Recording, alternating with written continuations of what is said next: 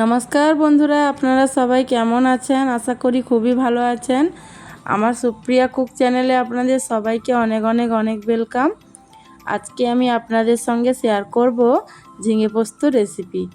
ঝিঙেগুলো আমার বাবা গতকাল বাড়িতে এসেছিল, তো বাবা এই নরম কচি ঝিঙেগুলো কিনে এনেছিল। সেই ঝিঙে দিয়ে আজকে বাঙালিদের অন্যতম একটি রেসিপি ঝিঙে পোস্ত রেসিপি আজকে আপনাদের সঙ্গে শেয়ার করব। বন্ধুরা, আমরা বাঙালিরা যেরকমভাবে মাছ মাংস খেতে পছন্দ করি, সেরকম কিন্তু নিরামিষ রান্নাও আমরা খেতে খুবই পছন্দ করি। নিরামিষ রান্নার মধ্যে অন্যতম এই ঝিঙে পোস্ত রেসিপিটা খেতে অসাধারণ টেস্টি হয় বন্ধুরা।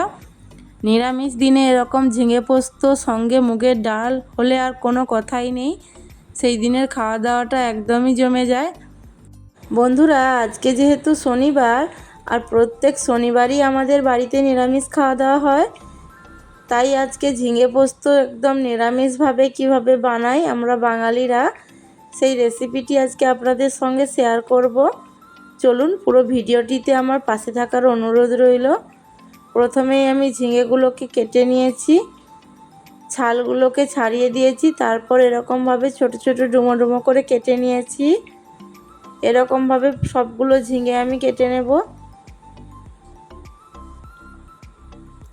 এখানে আমার ঝিঙেগুলো কাটা কমপ্লিট হয়ে গেছে বন্ধুরা। সবগুলো ঝিঙে আমি কেটে নিয়েছি।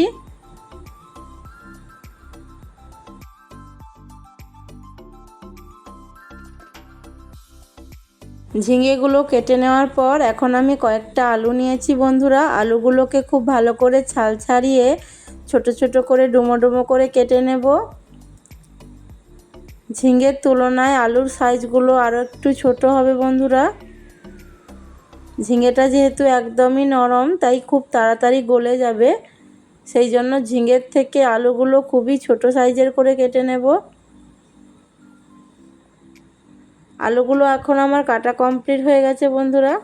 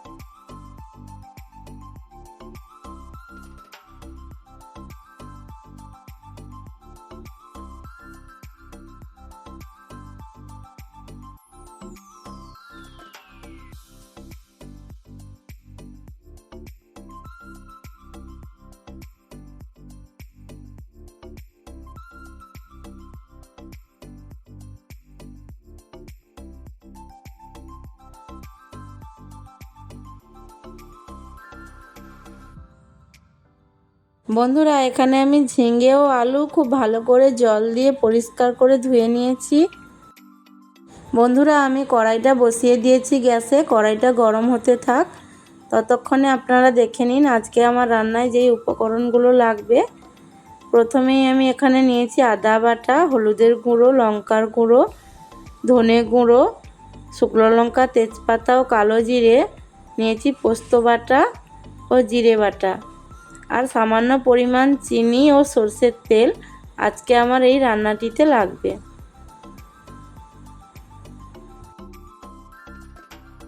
এখানে দেখুন কড়াইটা আমার খুব ভালো করে গরম হয়ে গেছে। এরপর কড়াইতে দিয়ে দিলাম সরষের তেল। তেলটাও খুব ভালো করে গরম হয়ে গেছে। এরপর দিয়ে দিলাম কালো জিরে,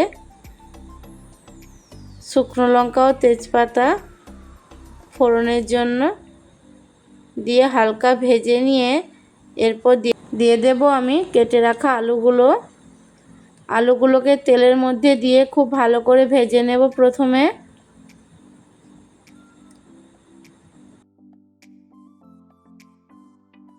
বন্ধুরা, এখানে আমি আলুগুলোকে ভেজে নিচ্ছি, আর আলুর মধ্যে দিয়ে দেব হলুদের গুঁড়ো।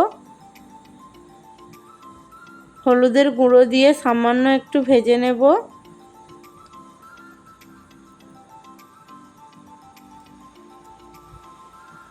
সামান্য আলুগুলো ভেজে দেওয়ার পর এখানে দিয়ে দেব আমি আদা বাটা, দিয়ে দেব শুকনো লঙ্কার গুঁড়ো। শুকনো লঙ্কাটা যেরকম ঝাল খেতে পছন্দ করে সেই অনুযায়ী। আর দিয়ে দিলাম ধনের গুঁড়ো। দিয়ে সব কিছুকে খুব ভালো করে কষিয়ে নেব বন্ধুরা।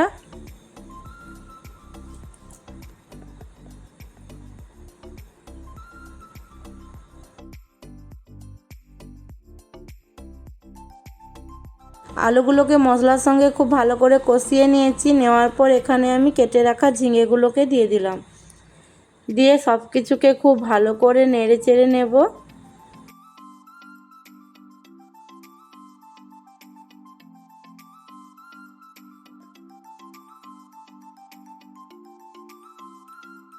সব কিছু ভালোভাবে মিশিয়ে নিয়েছি। এরপর দিয়ে দেব এর মধ্যে স্বাদ পরিমাণ লবণ। লবণ দিয়ে আবারও বেশ কিছুক্ষণ নেড়ে এখন আমি ঢাকনা দিয়ে দেব, যাতে ঝিঙের থেকে ভালোভাবে জল বেরিয়ে যায়।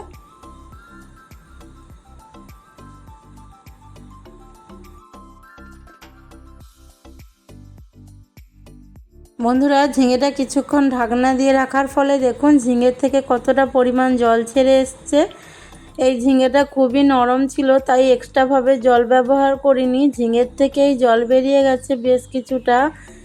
তারপর সামান্য নেড়ে চেড়ে এরপর দিয়ে দেব এর মধ্যে জিরে বাটা।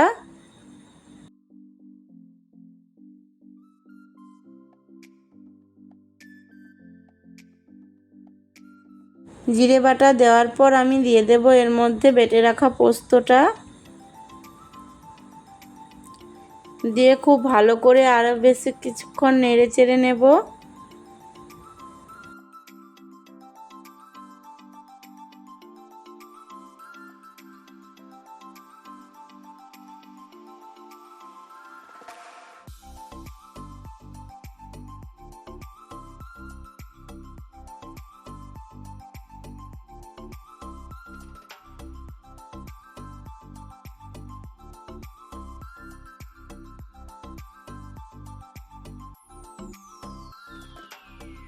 দেখুন বন্ধুরা, এখন আমার রান্নাটা প্রায় কমপ্লিট হয়ে এসছে।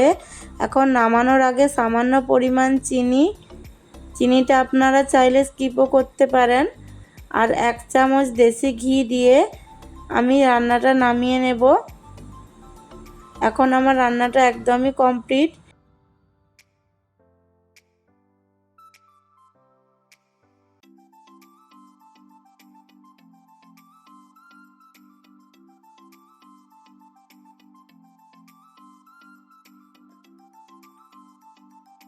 বন্ধুরা, আজকের আমার ঝিঙা পোস্ত রেসিপিটা তো কমপ্লিট হয়ে গেল। রান্নাটা খেতে অসাধারণ হয়েছিল বন্ধুরা। গরম ভাতে এরকম ঝিঙে পোস্ত দিয়ে খেতে দুর্দান্ত লাগে। আপনারাও চাইলে বাড়িতে ট্রাই করে খেতে পারেন। এই ঝিঙে পোস্ত রেসিপিটা আশা করি আপনার পরিবারের সবার খুবই পছন্দ হবে। আমার এই ভিডিওটি আপনাদের কেমন লাগলো অবশ্যই কমেন্টে জানাবেন। আর যদি ভালো লেগে থাকে আমার ভিডিওটিতে একটি লাইক করবেন। আর আমার চ্যানেলে যদি নতুন হয়ে থাকেন তাহলে অবশ্যই চ্যানেলটিকে সাবস্ক্রাইব করে পাশে থাকা বেল আইকনটা অন করে দেবেন। তাহলে আমার নিত্য নতুন ভিডিওগুলো আপনাদের কাছে খুব সহজেই পৌঁছে যাবে। আজকের মতন এই পর্যন্ত। আবারও দেখা হচ্ছে নতুন কোনো রেসিপি নিয়ে আপনাদের সঙ্গে। ততক্ষণে সবাই ভালো থাকবেন, সুস্থ থাকবেন।